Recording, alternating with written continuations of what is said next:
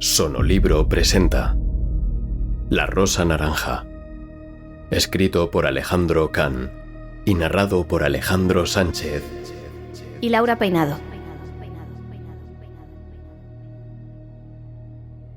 Capítulo 1. Ecos de guerra. Alepo, Siria, 2025. Periferia Oeste. Un día cualquiera de una guerra que no se acaba nunca. La ciudad ya no tenía bordes porque el polvo se fundía con el cielo y el cielo con los recuerdos. Como si en un lienzo gris, lo que era ciudad y ya no lo era, no se pudiera distinguir. Samira caminaba con paso firme, pero atenta sobre el asfalto cuarteado, esquivando charcos turbios y bloques partidos, como si supiera a dónde iba. Aunque solo se dejaba arrastrar por la expectación del reportaje. El hijab dejaba ver una mujer de poco más de 30 años que perfectamente podría ser siria, con esa belleza árabe de ojos amielados y piel dorada. Llevaba la cámara cruzada al pecho bien sujeta. El sol ya no golpeaba con furia, sino con una luz de metal oscuro, con esa claridad sucia que se cuela entre las ruinas sin pedir permiso. El aire seguía cargado de humo viejo, voces apagadas por el polvo y la resignación. El todoterreno rojo estaba delante, pero completamente cubierto de polvo parecía gris. Era el coche que le dijeron que iba a estar esperándola. El tipo delgado, de estatura media y barba corta, con manos como raíces de árbol viejo, con cicatrices curtidas por el sol, apoyado en la puerta, le recordó un poco a su marido Héctor. Llevaba una camisa beige remangada y unas gafas oscuras. Al verla, extendió la mano y le saludó. Soy Samira, de España, reportajes de UNG. Dijo ella en un árabe pausado, ensayado durante el vuelo. Farid de Alepo, gestión logística, contactos y seguridad en la calle. El coche, al que parecía que se le iban a caer algunos tornillos desde el momento que arrancó, se abrió paso entre los cascotes de ruinas que se repetían cada pocos metros. Farid señaló con el dedo, sin dejar de mirar al frente. Ahí cayó un misil en marzo. 12 muertos. Uno de ellos era el panadero, el único del barrio. Ahora tenemos que comprar pan al otro lado del río, casi 10 kilómetros andando. El campamento de Al-Mustabal era una amalgama de lonas, bidones y estructuras que parecía que se iban a caer de un momento a otro. La clínica móvil, una carpa blanca con el logotipo de la ONG en azul celeste, estaba instalada junto a un muro inclinado que no parecía nada seguro. Unas 20 personas esperaban fuera. Madres cubiertas hasta la frente, niñas de ojos enormes y sandalias con suelas despegadas y algún abuelo resignado. Había un zumbido constante, mezcla de conversaciones, ladridos lejanos y motores viejos que flotaba como una mosca que no se deja espantar. Farid aparcó junto a un muro y apagó el motor. Te espero aquí. No más de 2 horas. Luego no es seguro. Entendido. Samira no sacó la cámara de inmediato. Se limitó a observar. Tomó nota mental del médico sirio que coordinaba, de la enfermera canadiense que hablaba en un inglés pausado y amable, del hombre alto, blanco, con gafas deportivas y barba de 3 días, que no hacía nada, pero lo miraba todo. Las niñas esperaban en fila. Las madres hablaban poco. Una niña de unos 7 años, con el velo mal colocado y las rodillas llenas de polvo, miraba a Samira sin pestañear. En el pañuelo llevaba prendida una flor de tela naranja, vibrante como una llama. Al cabo de unos minutos, se acercó a la periodista y le ofreció otra rosa naranja, pero esta viva, con los bordes ya algo secos. Samira se agachó, sonrió y la aceptó como si fuera un secreto. Mojó un pequeño pañuelo y la envolvió, para que mantuviera la humedad. No dijo nada, pero el gesto quedó suspendido en su memoria. Guardó la flor en uno de los bolsillos del chaleco, con el mismo cuidado con el que una vez había guardado una nota de amor. Se convirtió para ella en su talismán contra la violencia. ¿Prensa?, le preguntó el médico, sin dejar de mirar el termómetro que sacaba de una axila infantil. Ella alzó la acreditación plastificada que colgaba del cuello. Reportaje sobre profilaxis en zonas de guerra. Interés humano, básicamente. El hombre asintió, cortante, y le indicó con un gesto dónde podía grabar y dónde no. Samira sabía leer bien los límites, incluso los no dichos. No insistió cuando le negaron el acceso a la pequeña tienda de almacenaje al fondo, donde un generador zumbaba como si rumiara algo. Se acercó a las niñas que salían tras recibir la vacuna. Les regalaban un chicle envuelto en colores chillones. Algunas lo tomaban con timidez, otras con el ansia de quien no ve dulces a menudo. La jornada transcurrió entre inyecciones, colas rotas y alguna protesta cuando se terminaban las dosis.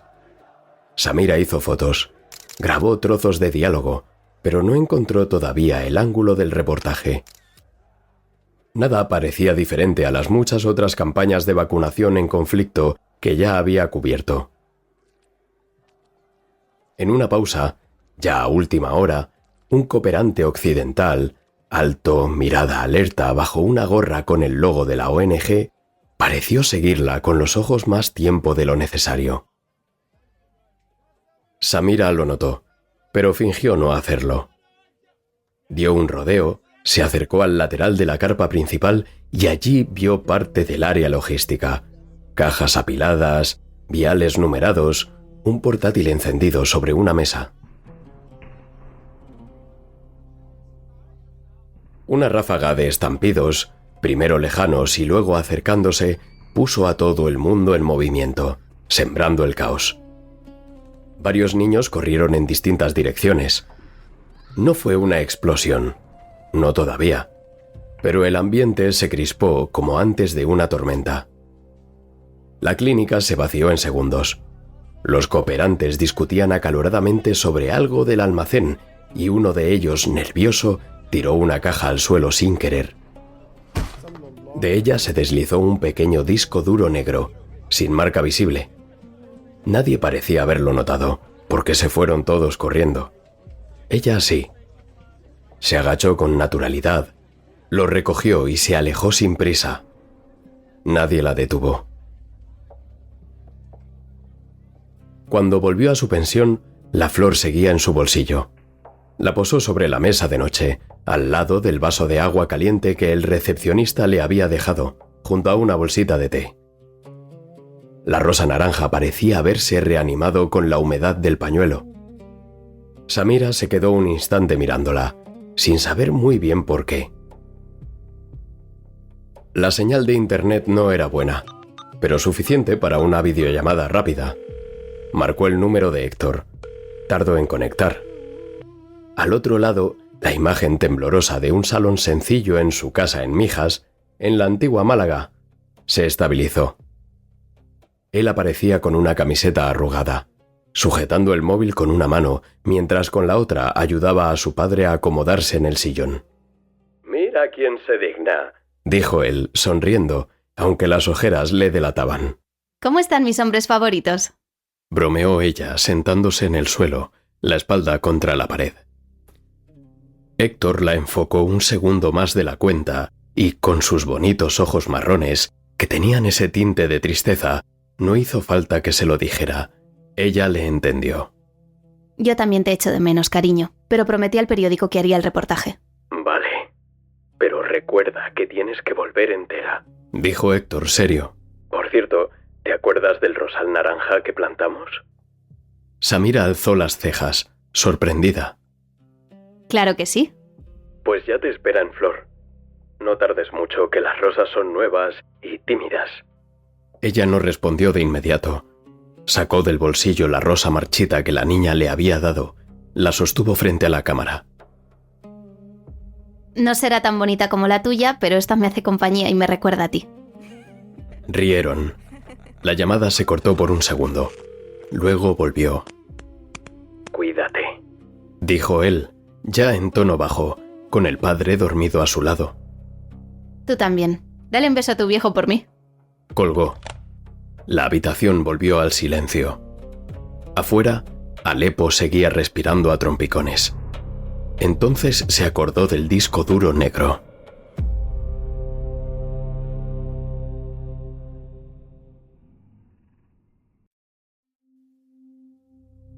Capítulo 2. Fuego en Alepo.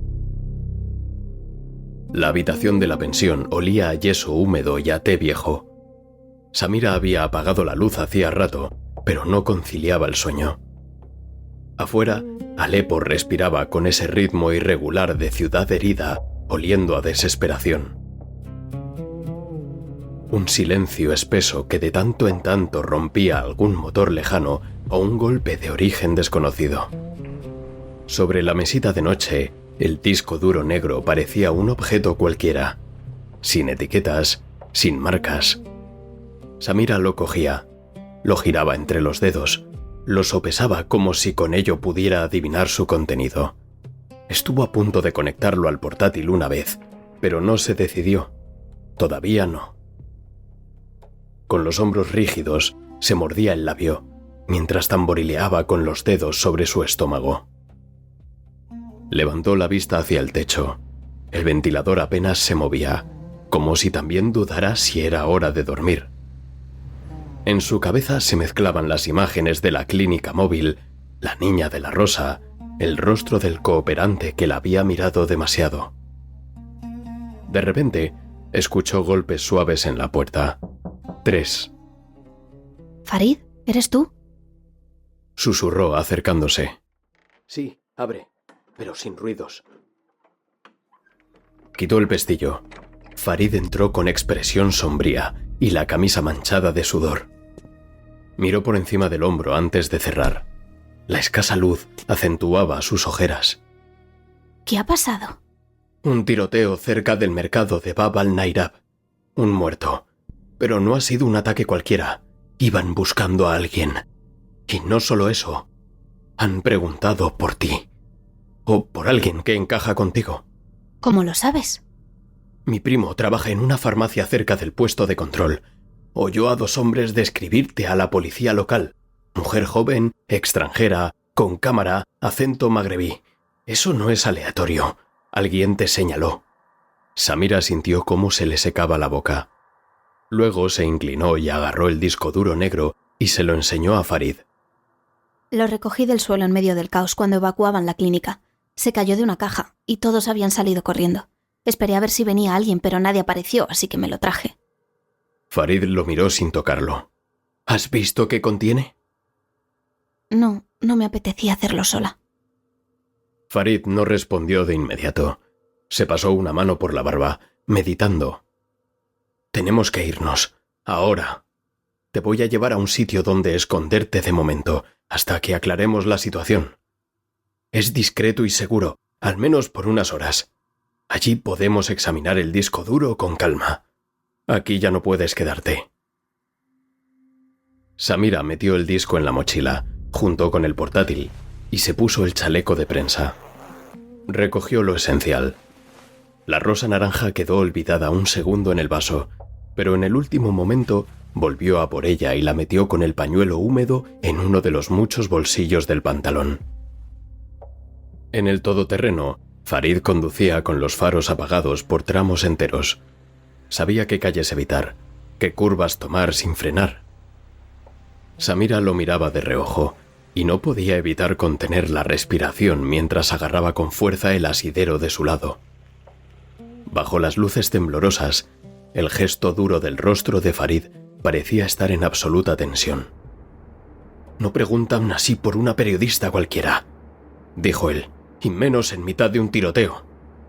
¿Crees que lo que contiene ese disco puede ser importante? Si no lo fuera, no estarías huyendo conmigo en plena noche. La casa del refugio estaba en el barrio de Bustán al-Basha, medio en pie, medio en ruinas. Una mujer sin nombre los recibió con un gesto de cabeza. No habló, solo les indicó una habitación con una colchoneta, un ventilador portátil y una lámpara de gas. Olía a romero. Allí, con las puertas cerradas y las luces bajas, Farid preparó una infusión en un termo de aluminio. «Ahora sí», dijo, encendiendo el portátil. Conectaron el disco duro. el sistema tardó unos segundos en reconocerlo.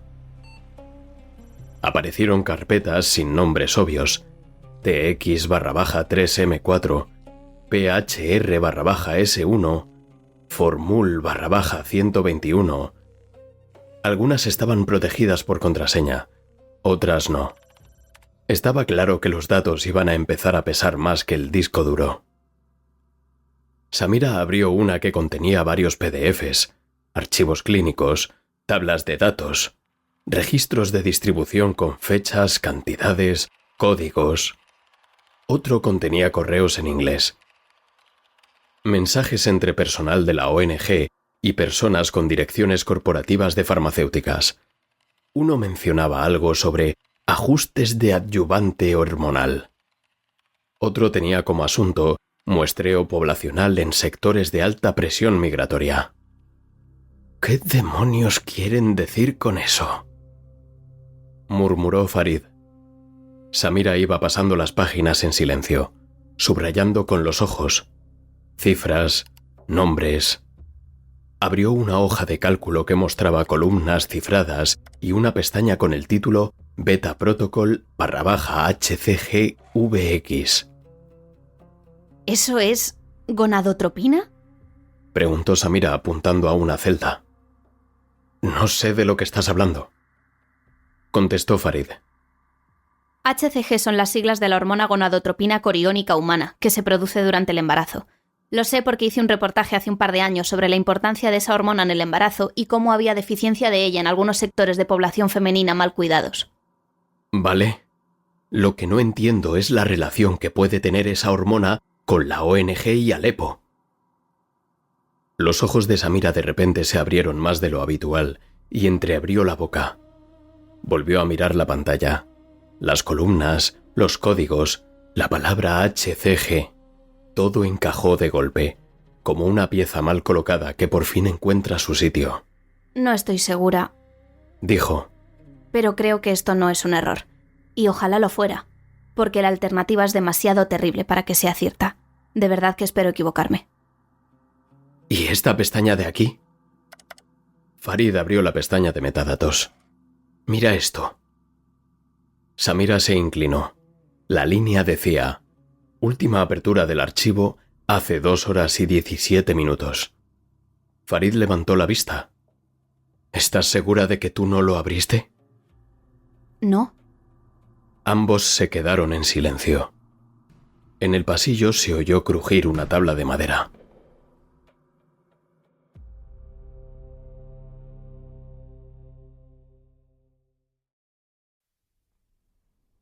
Capítulo 3.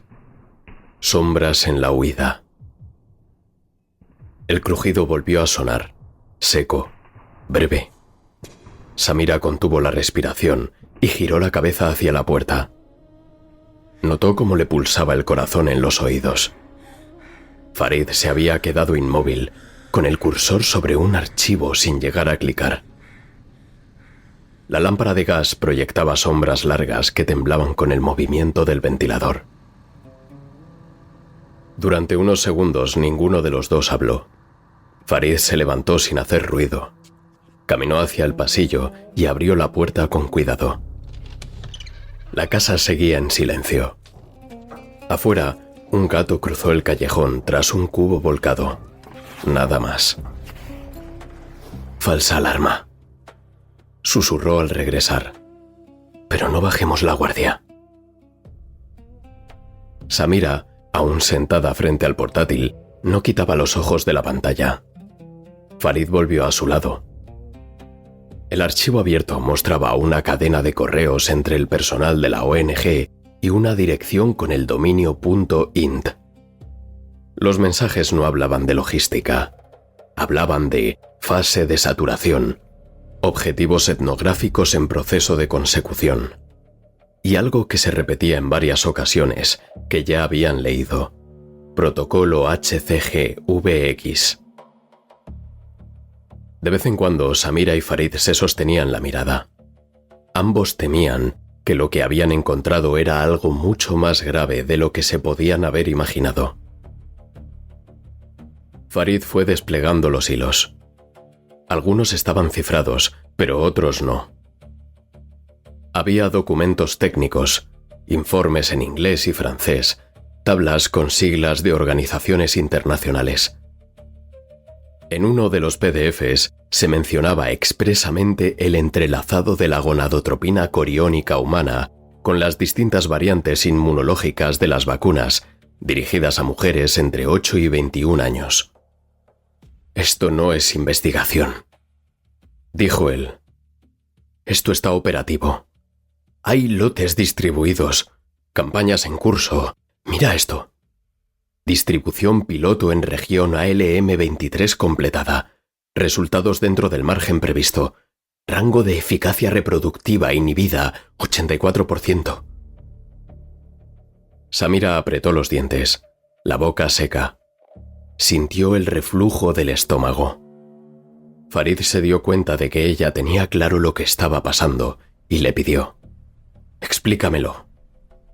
La HCG o gonadotropina coriónica humana es una hormona totalmente necesaria para que se produzca el embarazo.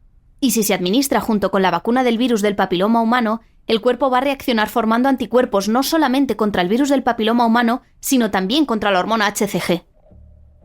«Claro», dijo Farid tragando saliva.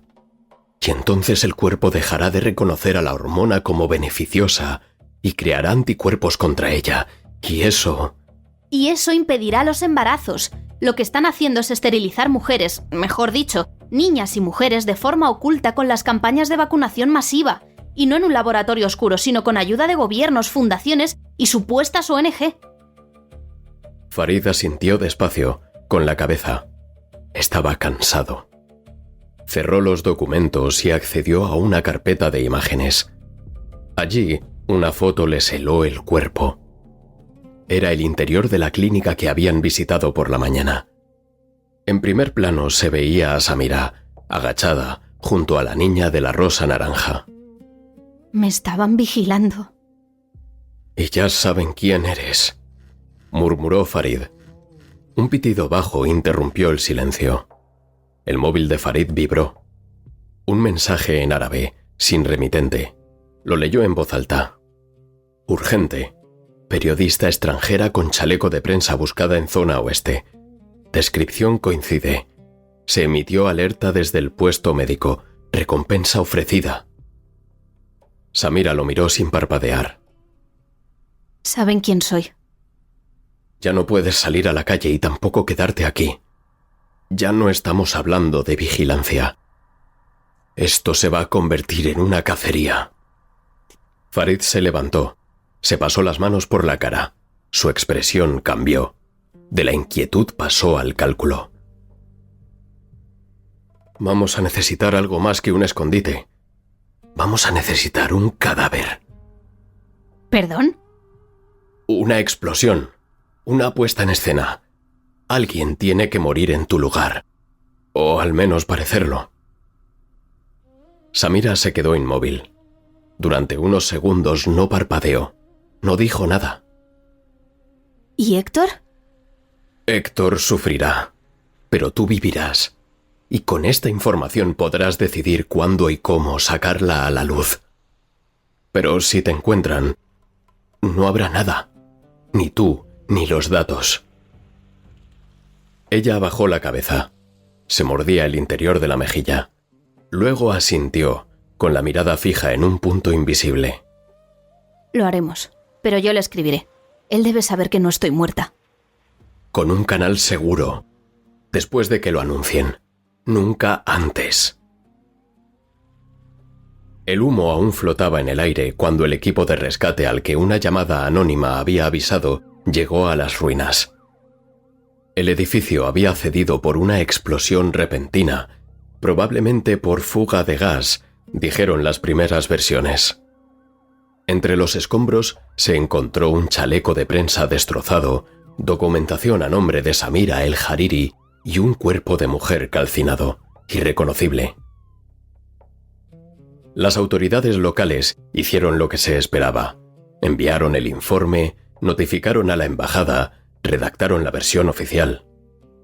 Samira El Hariri, periodista española, había muerto en Alepo en un incendio causado por un bombardeo. Farid observaba todo desde lejos, en lo alto de una terraza medio derruida. El plan había salido bien. Demasiado bien, pensó. El edificio era una de las casas abandonadas que servía de refugio a desplazados. No hubo víctimas más que la que él había colocado, pero la escena fue suficiente. Nadie hizo demasiadas preguntas. No tardarían más de unas cuantas horas en comunicar a Héctor la muerte de Samira. Después, ella podría enviarle el mensaje, dándole a entender que estaba viva. España, Hospital Clínico de Málaga. La luz blanca del pasillo vibraba levemente sobre las baldosas. Héctor ajustaba la almohada de su padre con cuidado. El anciano dormía con la boca entreabierta, las manos frías, cada respiración más breve que la anterior. A su lado su teléfono vibró sobre la mesa. Número internacional. ¿Sí? Una voz neutra, con acento británico, comenzó a hablar. Don Héctor Moreno, le llamo en nombre de la Oficina de Coordinación Internacional en Siria. Lamento comunicarle que su esposa, Samira El Hariri, ha fallecido hace unas horas en un bombardeo en Alepo. Fue identificada por documentación personal hallada en la zona. El cuerpo no pudo ser recuperado en condiciones reconocibles, pero la embajada le enviará sus pertenencias y una urna simbólica en los próximos días. El resto fue un zumbido. Héctor sintió como si se saliera de su cuerpo. No lloró, solo apretó la mandíbula.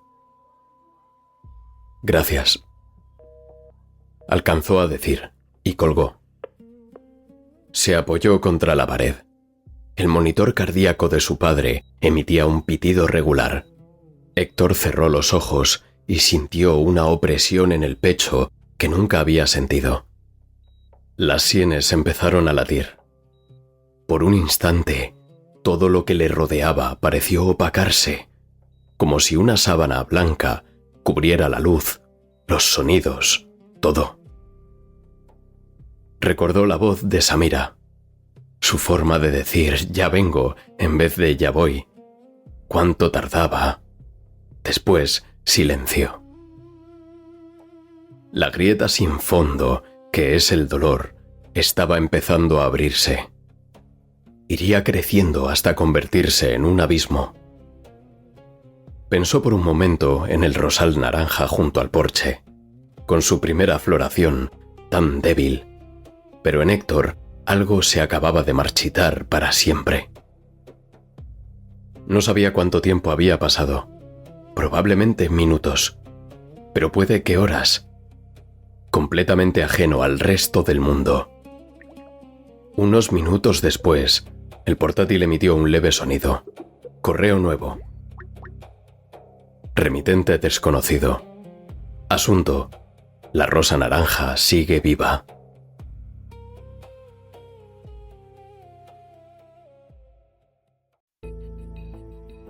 Capítulo 4. Señales de vida. Farid se levantó. Caminó los pocos pasos que el escaso espacio de aquel zulo le permitía, con las manos en la nuca. Luego se acercó a la puerta. Entreabrió un momento. Escuchó. Nada. Samira, tenemos que dar a conocer al mundo todo esto. No podemos quedarnos aquí. Si no sacamos la información, de nada sirve lo que has descubierto. Será muy complicado. Pero hay que desenmascarar a los gobiernos, las farmacéuticas y a la ONG. Lo sé. Samira se masajeó las sienes. Pero no podemos subir los archivos así como están. Tenemos que organizar la información. Y además, aquí todo está vigilado, y si lo hacemos mal nos rastrean en segundos. Samira buscó en su bolso un analgésico. Le estaba empezando a doler la cabeza. Hay que cifrarlos, utilizar redes privadas virtuales que encriptan la conexión a Internet y subirlos a distintas nubes en servidores por todo el mundo. Puede que encuentren alguno, pero es imposible que puedan encontrarlos todos. Conozco a alguien. Es un francés, Philippe Arnaud, que vive en Gaziantep, al sur de Turquía. Sabe cómo hacer esas cosas. Trabajó con periodistas internacionales dedicados a la difusión de noticias muy delicadas. Si conseguimos cruzar a Turquía, él puede enviarlo todo desde una red segura. Solo está a un par de horas de aquí. Samira dudó un segundo. ¿Y si no me dejan cruzar la frontera? Farid la miró con firmeza. Entonces lo haré yo. Mijas, España. Héctor llevaba más de una hora sentado frente al portátil, con la mirada perdida en la pantalla aún encendida. El mensaje de Samira, aunque breve y cifrado, era indiscutible. Estaba viva. Todavía recuperándose del shock que había supuesto la primera noticia de la muerte de Samira, se concentró en la urgencia de las palabras que seguían a la primera frase. La rosa naranja florece incluso entre las cenizas. Y debajo un nombre, Philippe Arnaud, que no tenía ni idea de quién era. Después, solo una línea más. Gaziantep, lo antes posible. No lo dudó. Cerró el portátil, se levantó de golpe y fue directo al armario. Su mochila de montaña seguía allí, intacta desde el último viaje a Marruecos. Empezó a meter ropa, la documentación, algo de dinero en metálico, su viejo cuaderno con notas de campo. Tuvo que serenarse porque no era capaz de cerrar las presillas. Salió al patio y cortó la primera rosa naranja del jardín y la metió en una bolsita de plástico de burbujas con papel mojado. Antes de salir, escribió una nota para su cuñada, para que fuera a sustituirle al hospital durante unos días mientras intentaba encontrar a Samira. No dio más explicación. Solo dijo que necesitaba reunirse con Samira de forma urgente en Siria. Al día siguiente, tuvo la suerte de que uno de sus mejores amigos trabajaba en las líneas aéreas turcas y le consiguió billete, en el último momento, para el vuelo directo Málaga-Estambul, que salía aquella misma mañana. Unas 5 horas después, cuando llegó a la capital turca, a través de un viejo colega periodista, enseguida encontró la forma para trasladarse en autobús hacia el sur, rumbo a Gaziantep. Cada kilómetro le pesaba en el pecho. Lo único que quería era que pasaran los kilómetros para poder acercarse cada vez más a Samira. Carretera al norte de Alepo. Farid conducía un viejo sedán prestado por un mecánico kurdo que le debía un favor. El coche vibraba cada vez que superaban los 70 por hora, pero el motor aguantaba. Samira, en el asiento de copiloto, llevaba una bufanda tejida cubriéndole el cabello y unas gafas de sol demasiado grandes. Parecía cualquier mujer desplazada. La alfombrilla del suelo de su lado se movía mucho y la levantó ligeramente. Para su sorpresa, un agujero enorme permitía ver la carretera según avanzaban. Debajo del asiento, el portátil, el disco duro original, algo de comida y una pistola envuelta en una camiseta. El viaje era lento. Había varios controles antes de llegar a la frontera con Turquía y ninguno era predecible. Farid había trazado la ruta con cuidado, evitando puntos calientes, pero todo podía cambiar en un minuto. ¿Seguro que el contacto en Gaziantep puede hacerlo? Preguntó Samira sin dejar de mirar la carretera. Es la persona más fiable que conozco para este trabajo. Se llama Philippe Arnaud y trabajó con The Guardian, Al Jazeera e incluso con canales suecos. Es un experto en todo tipo de protocolos de seguridad. Nos ayudará a asegurar la información para poder utilizarla cuando sea necesario. ¿Crees que estará dispuesto a ayudarnos con algo tan delicado y comprometido? Ya le he contado algo. Lo demás lo verá con sus propios ojos. Y entonces ni podrá ni querrá mirar hacia otro lado. Atravesaron pueblos fantasmas y zonas aún con humo en el aire. En un momento Samira sacó el móvil, activó una conexión cifrada y envió una sola señal a Héctor: en camino. Sabía que él vendría.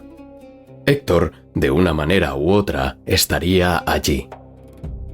Esa noche durmieron en el suelo de una casa abandonada, a apenas 20 kilómetros de la frontera.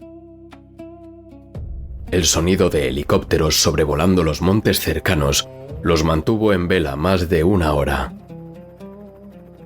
Al amanecer, salieron antes del alba.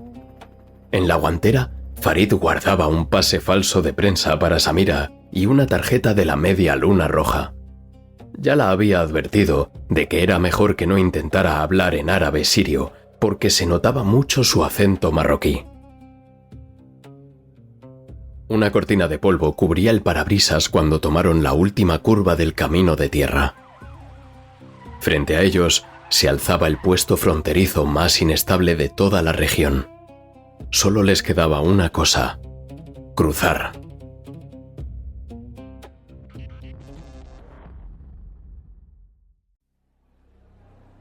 Capítulo 5. Futuro. Gracias a la experiencia de Farid, un cartón de tabaco sirio de contrabando y $200 en billetes bien doblados pudieron atravesar la frontera entre Siria y Turquía. No hubo preguntas incómodas, solo miradas desinteresadas, revisiones rápidas del maletero y un gesto con la cabeza que selló el paso. El sedán vibró al retomar la carretera ya turca, como si respirara aliviado por estar en el país vecino. Durante 20 minutos circularon por caminos rurales, entre campos secos y postes torcidos, hasta que Farid rompió el silencio. «La casa de Philippe no tiene nada que ver con lo que hemos vivido en Alepo», dijo, sin apartar la vista del camino. «Es una finca enorme, en mitad del campo, casi de lujo. Philippe colabora con el gobierno turco desde hace años. Tiene una reputación excelente entre los de inteligencia. No se mete en líos, pero cuando lo hace, suele tener razón». ¿Y por qué aceptaría ayudarnos con esto? «Porque me debe la vida, y porque es más curioso que precavido. Además, no tolera que lo engañen. Si algo lo saca de quicio, es que le mientas. Prefiere 1000 veces una verdad incómoda que sentirse tomado por tonto. Eso lo considera una ofensa personal». ¿Cómo lo conociste? Cuando Gaddafi invadió Kuwait, estábamos en el mismo batallón. Una metralla le destrozó la columna y desde entonces no camina, pero en lo digital anda por medio mundo. La casa apareció al fondo, blanca entre la maleza seca, rodeada de un muro bajo cubierto por una concertina carcelaria, con cámaras y sensores por todas partes. Una verja automática se abrió apenas llegaron, como si ya los estuvieran esperando. Philippe Arnaud los recibió desde la rampa de piedra que conducía al porche, sentado en una silla de ruedas con estructura metálica. Era un hombre de unos 60, barba perfectamente recortada, mirada afilada bajo unas gafas delgadas con montura metálica. Llevaba una camisa de lino oscura, impoluta, y unos pantalones beige impecables. Tenía algo de profesor de física cuántica y algo de viejo espía inglés. «Así que tú eres Samira», dijo sin preámbulos, con un acento francés apenas perceptible. «Entrad, por favor». Les hizo pasar a un salón amplio, sin lujos, pero decorado con gusto. Estanterías bajas con libros por todas partes, cuadros abstractos, una chimenea moderna apagada. En una esquina, varias pantallas curvas formaban una estación de análisis que parecía más apropiada para la NASA que para una casa de campo turca. «Enseñadme lo que tenéis», dijo sin más. Farid sacó el disco duro. Philippe lo conectó a su sistema, tecleó algunas líneas y empezó a revisar sin cambiar la expresión. Apenas movía los labios mientras murmuraba fragmentos de frases en inglés. beta protocol, inhibidores selectivos, correlación geográfica. Luego se giró hacia ellos. Podéis subir. Hay 2 habitaciones limpias en la planta de arriba. Oléis a guerra. Quitaos el polvo de la ropa y el cansancio de los ojos. Una ducha y ropa fresca os vendrá bien. Os espero en media hora. Cerrad la puerta al salir, por favor. Media hora después, con el cabello aún húmedo y camisetas limpias, Samira y Farid regresaron al salón. Philip no había cambiado de postura, pero el tono de la sala era otro. Las pantallas mostraban esquemas, mapas, rutas de distribución de vacunas y una cadena de correos con sellos de organismos internacionales. «Aquí hay 2 caminos», dijo sin girarse. «Uno, lo olvidáis todo y volvéis a vuestras vidas, como si nunca hubierais sabido nada de la conspiración. Quizás sería la decisión más sensata y que menos problemas nos supondría a todos. 2, os decidís a cruzar un umbral del que no hay vuelta atrás y vuestras vidas cambiarán para siempre. Incluso las pondréis en grave peligro. La ventaja que tú tienes, Samira, es que a ti ya te consideran muerta oficialmente, a pesar de que puede que estén todavía dudando. Pero podemos reforzar la idea de tu muerte, y para eso tendréis que desaparecer tú y tu marido de la faz de la Tierra. El anonimato será obligatorio, nuevas identidades, nuevo país, nuevo todo». Hizo una pausa, y entonces, como si leyera un guión invisible, continuó. «Y hablando de vidas, creo que tu marido acaba de llegar. Está en la puerta». Samira se quedó congelada. Farid fue a abrir. El aire entró con olor a campo y asfalto caliente. Allí estaba Héctor, algo más delgado, con los ojos enrojecidos y una pequeña bolsa de lona al hombro. Tenía en la mano, protegida por papel húmedo, una rosa naranja todavía viva. Samira se acercó despacio. Héctor la miró como si dudara de la realidad. Luego ella habló, apenas un susurro. Estoy viva. Él no dijo nada. Solo la abrazó con tanta fuerza que a Samira le pareció sentir crujir a sus costillas. Pero no le importó. En ese momento, todo lo demás desapareció. Cuando volvieron a la mesa, Philip ni se inmutó. 5 minutos, dijo secamente. Luego quiero una decisión. Salió de la sala. Farid, con la mirada ya cansada, se levantó. Yo tengo que volver. Vivo en Alepo. No puedo figurar en nada de esto. Y sin decir más, salió con paso firme, sin mirar atrás. Samira miró a Héctor. Él la sostuvo con ternura. Tú podrías vivir el resto de tu vida sabiendo que hemos ocultado una conspiración que está esterilizando a niñas y mujeres por todo el norte de África y quién sabe en cuántos sitios más. Héctor sonrió, sin rastro de humor. Eso es chantaje emocional, Samira. Sabes perfectamente que soy incapaz de soportar una injusticia así. Ella asintió. No hicieron falta más palabras. La decisión estaba tomada.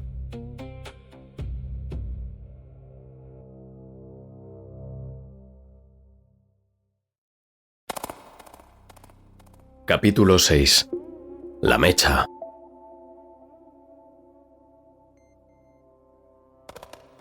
Philip regresó a la sala con una bandejita en su silla de ruedas y una taza que olía a té fuerte. En la bandejita había una galleta solitaria. Cuando se acomodó frente a las pantallas, giró ligeramente su silla para mirarles directamente. Samira y Héctor asintieron a la vez con la cabeza. La voz de Philip, con la serenidad y el aire didáctico de un profesor de facultad, empezó a hablar. Hay muchas formas de intentar comunicar al mundo algo como lo que habéis descubierto, pero no todas son eficaces y, en todo caso, hay que cerciorarse de que, al hacerlo, no puedan silenciaros ni neutralizar lo que se pretende comunicar. Samira volvió a sentir despacio. Por supuesto, tenemos que olvidarnos de publicaciones al uso, en periódicos, o de enviar la documentación por correo sin más a alguien. Prosiguió Philip, comprobando que el té estaba demasiado caliente todavía para dar un sorbo. Hacer públicos datos sin protección convierte al informador en un blanco. Bien utilizados, se convierten en un arma. Y a quien los maneje, también. Se giró hacia una de las pantallas y pulsó una tecla. Apareció un gráfico en espiral, lleno de nodos y flechas. Primero podemos usar la Dark Web. Ese submundo cifrado donde nadie es quien dice ser. Ahí no se navega, se merodea. Es el canal por el que los whistleblowers, sí, esos denunciantes que los gobiernos tanto temen, filtran secretos de Estado, archivos clasificados, conspiraciones reales. Si se hace bien, nadie encuentra el emisor. Y me encargaré de que no lo puedan encontrar, porque voy a ser yo. Se permitió la más leve de las sonrisas. Segundo paso, blindar la información. No basta con lo que tenéis, hay que auditar todo lo que se pueda, contrastarla, ratificarla con canales de información alternativa. Yo me encargaré de eso. Tengo contactos en agencias médicas y forenses, incluso un par de funcionarios en Bruselas. Si lo que habéis encontrado es solo la punta del iceberg, yo me encargaré de sacar a flote el resto. Samira estaba en tensión. No podía evitar apretar los dientes. Héctor, al verla, la agarró de la mano. Después viene la disuasión, continuó Philip. Voy a crear un sistema de retardo con varias copias del material en servidores distribuidos por países con jurisdicciones opacas. Islandia, Malasia, Uruguay, incluso alguna isla del Pacífico. Cada uno de esos servidores tendrá una bomba lógica. ¿Bomba lógica?, preguntó Héctor. Una cuenta atrás. Si no introduzco una clave personal en determinado plazo totalmente aleatorio, y solo yo sabré cuál, el contenido completo se libera. Automáticamente. A los medios de comunicación más sólidos. Le Monde, El País, The New York Times, Al Jazeera y varias redacciones científicas. Todo documentado. Todo auténtico. No habrá forma de enterrarlo bajo el lodo de las fake news. Se giró entonces con el rostro levemente iluminado por el resplandor azul de las pantallas. Con eso conseguimos 3 cosas. La desacreditación inmediata de la ONG, la exposición global de las farmacéuticas implicadas, que se verán muy restringidas a partir de ese momento. Tendrán que paralizar todos sus sistemas de producción al quedar bajo sospecha. Sufrirán caídas enormes en bolsa. Y está claro que se producirá una desestabilización de la imagen política de los gobiernos cómplices. Y algo más, que nadie podrá volver a vacunar a una niña sin una auditoría internacional exhaustiva. Samira no parpadeaba. Su rostro era ahora una máscara de concentración. Héctor, con los puños apretados, no decía nada, pero en su mirada también había determinación. Os habéis metido en una guerra silenciosa y tenéis el arma definitiva, concluyó Philip. Pero como en toda guerra, de verdad, solo se gana si sabes cuándo disparar y cuándo esconderte. Se reclinó entonces, por primera vez, como si toda esa explicación le hubiera agotado, pero en el fondo de sus ojos brillaba algo más que cansancio. Era la calma del estratega que ya había previsto la jugada final. Ahora decidme, ¿queréis encender la mecha o seguir con una vida placentera y tranquila mientras arde el mundo? El silencio en la sala se volvió pesado. Afuera, las cigarras seguían cantando, ignorantes de que aquella casa, en medio del campo turco, estaba a punto de convertirse en el epicentro de un terremoto global. «Señor, tiene una llamada». El hombre sin expresión que les había abierto cuando llegaron estaba en la puerta de la sala. Philip movió la palanquita de su silla de ruedas y se dirigió hacia él mientras decía: «Roberto, por favor, sirva a nuestros amigos té o café mientras vuelvo». Cuando entró en su despacho, se colocó el auricular mientras observaba por la ventana cómo el sol iba desapareciendo. «Hola, Philip». Hola, Arcip. «¿En qué puedo ayudarte?» «Me ha llamado el embajador americano en Estambul. Tienen un problema, por lo visto, con una periodista en Alepo que ha robado información delicada de interés nacional para los Estados Unidos». ¿Y me llamas por...? «Porque eres la persona a la que cualquiera en esa circunstancia se dirigiría si quisiera encontrar soluciones», Bien, dijo Philip estirando las palabras. si me entero de algo te lo diré. «El gobierno turco te lo agradecerá». Philip observaba las imágenes en la pantalla panorámica de su despacho tras la conversación con Arcip. Los gráficos, los correos, los listados clínicos, todo giraba lentamente en su mente como las piezas de un puzzle que no acababa de resolver. Se quedó solo en su despacho durante unos minutos. El sol poniente comenzaba a filtrarse por los cristales dobles, proyectando reflejos dorados sobre el parqué encerado. Solo el zumbido del ventilador del PC rompía el silencio. Apoyó los dedos en los labios. Respiró hondo. Podía borrarlo todo. Negar que los hubiera recibido siquiera. Bastaba con enviar un par de mensajes, fingir ignorancia, acogerse a su reputación. El gobierno turco cerraría los ojos, seguiría dejándolo en paz. Conservaría su casa, su jardín de limoneros, sus libros apilados con orden casi quirúrgico. Pero algo le dolía. No era culpa, no exactamente. Era una especie de desasosiego estructural, como si una tuerca mal encajada empezara a girar en su conciencia.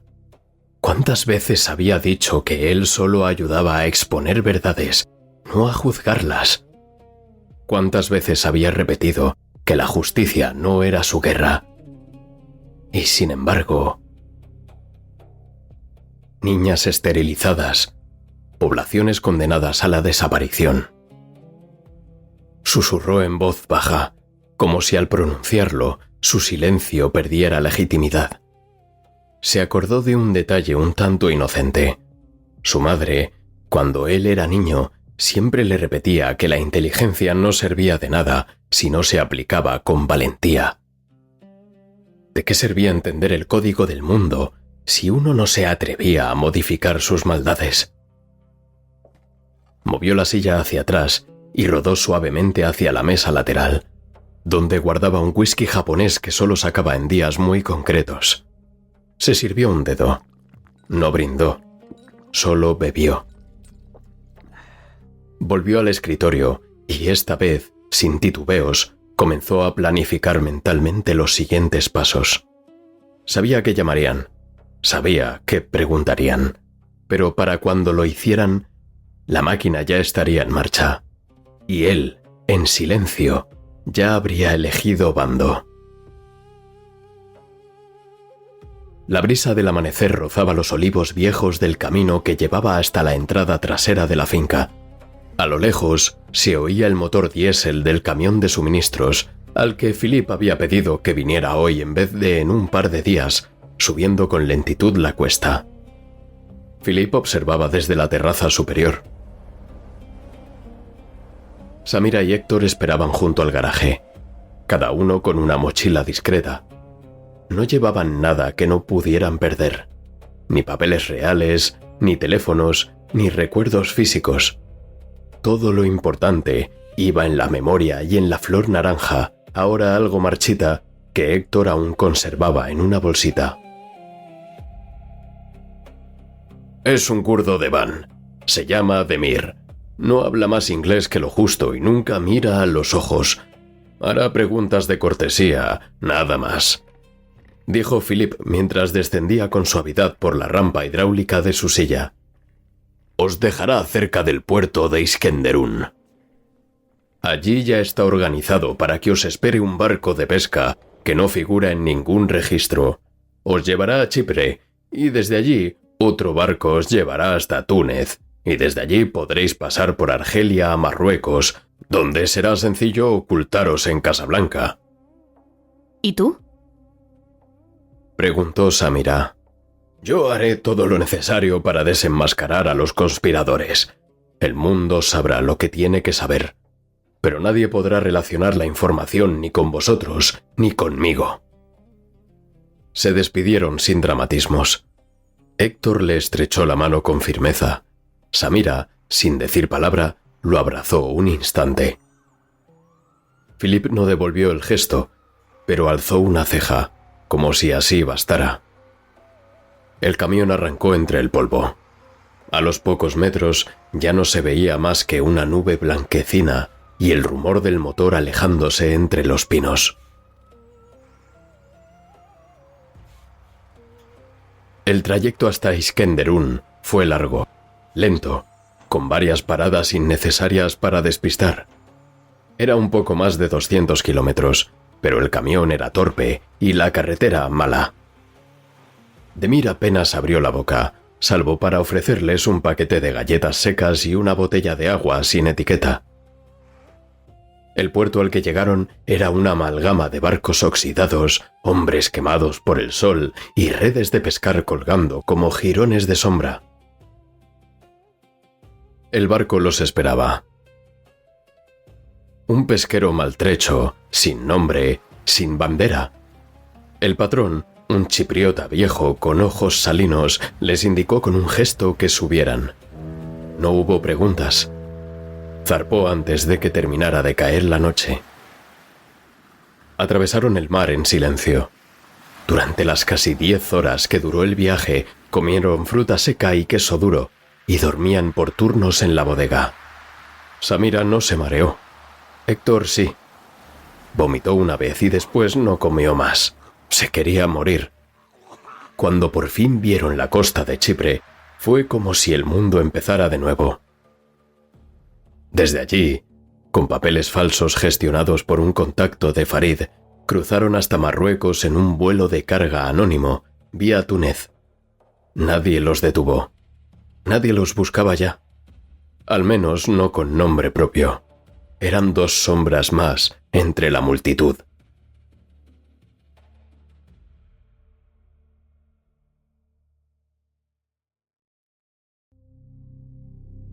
Capítulo 7.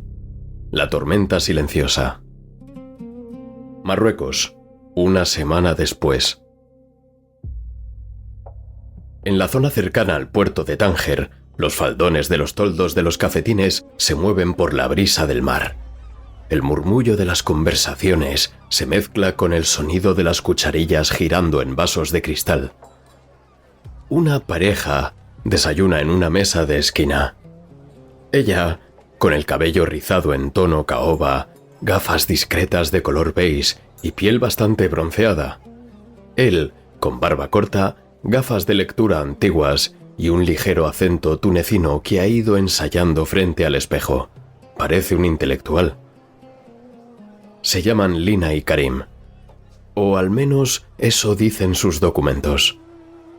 Nadie tiene por qué sospechar que Lina fue Samira El Hariri, periodista, ni que Karim fue alguna vez Héctor Moreno, fotógrafo corresponsal de guerra y cuidador de un padre al que tuvo que abandonar para ir en busca de su esposa en peligro. Tuvieron que huir de Alepo por haber descubierto una conspiración que no se detuvo ante la violación de la integridad física de cientos de miles de niñas, ni ante el ataque directo a la dignidad de un continente entero. En una televisión demasiado grande para el tamaño del local, colgada en una esquina de la terraza, la BBC británica está emitiendo un boletín urgente. Lina detiene su taza en el aire. La imagen muestra el rostro de una portavoz de la Organización Mundial de la Salud en plena rueda de prensa. Hemos abierto una investigación internacional tras la filtración de documentos que vinculan a una reconocida ONG, 2 farmacéuticas y varios gobiernos occidentales con campañas de vacunación que podrían haber inducido esterilidad en cientos de miles de niñas en distintos países del norte de África. De confirmarse los datos, podríamos estar ante lo que el Estatuto de la Corte Penal Internacional, en su artículo 7.1g, tipifica como crimen de lesa humanidad. No dicen nombres. Todavía no. Pero es solo cuestión de tiempo. El señor del café niega con la cabeza. Ya no nos podemos fiar ni de los médicos ni de las ONG. Lina no responde. Solo aprieta suavemente la mano de Karim, que ahora saca de su mochila un pequeño cuaderno. Entre sus páginas, metida como una reliquia, una rosa naranja. Seca, pero manteniendo el color. Bruselas, Parlamento Europeo. Un diputado esloveno muestra, en la pantalla central del hemiciclo, un esquema de flujo de financiación de una fundación norteamericana a una ONG angloamericana muy conocida para llevar a cabo programas de vacunación en Siria, Chad y Libia. La sala murmura, indignada, ante la barbaridad en la que se puede convertir lo sugerido. En los pasillos, la prensa ya se agolpa. En Nairobi se organiza la primera mesa de víctimas de las campañas de inoculación no autorizada. Y en Madrid, una periodista con el pelo recogido y mirada firme recibe por mensajería una copia impresa de los archivos originales, sin remitente. Las piezas empiezan a caer, no como una bomba, sino como una marea que no se detiene, lenta, imparable. Gaziantep, Turquía, finca de Philippe Arnaud. El despacho huele a madera encerada y a té con menta. Philippe contempla las pantallas con satisfacción. Las alertas de los medios estallan como bengalas. Se ha activado uno de los protocolos espejo. Nadie podrá rastrear la fuente original. Ni él mismo podrá cancelarlo ya. En la pantalla del móvil aparece alguien conocido que ni siquiera saluda. Tenemos claro que no lo vamos a poder demostrar, pero estamos seguros de que has sido tú y nos has causado un problema con los yanquis, y los dos lo sabemos. Philippe ni siquiera parpadea. Da un sorbo a su taza antes de contestar. A veces es preferible tener problemas que encubrirlos. El interlocutor se limita a decir a forma de despedida: ya hablaremos. Philippe, solo en la sala, se permite cerrar los ojos. No derrotado ni cansado, en paz. Ha elegido el lado correcto del filo, aunque corte.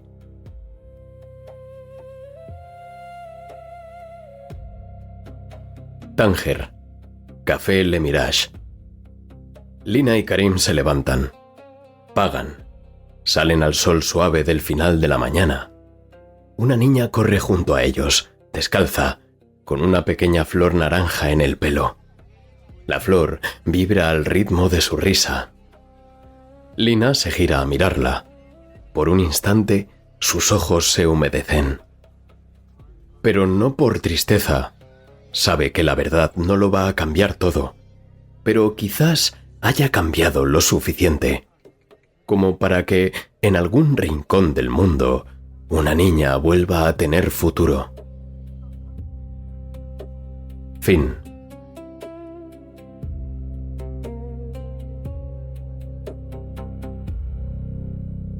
Han escuchado ustedes La Rosa Naranja, escrito por Alejandro Can y narrado por Alejandro Sánchez y Laura Peinado.